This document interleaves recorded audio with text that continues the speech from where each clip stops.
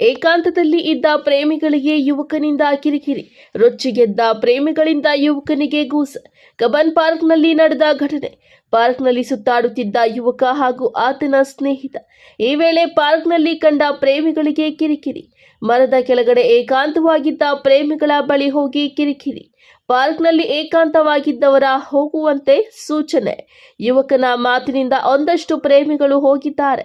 ಮತ್ತೊಂದಷ್ಟು ಪ್ರೇಮಿಗಳಿಂದ ಯುವಕನಿಗೆ ಆವಾಜ್. ಯುವಕನ ಹಿಡಿದು ಹಲ್ಲೆ ಮಾಡಿ ಕಳುಹಿಸಿದ ಪ್ರೇಮಿಕರು.